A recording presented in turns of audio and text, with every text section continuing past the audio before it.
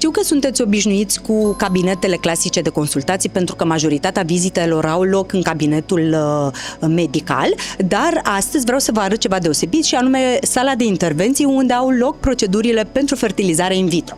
Haideți să vedem.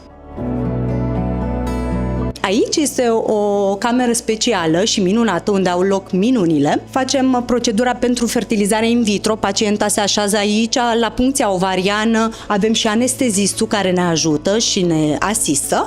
Iar aici vor pleca ovocitele pacientelor noastre, unde au loc minunile.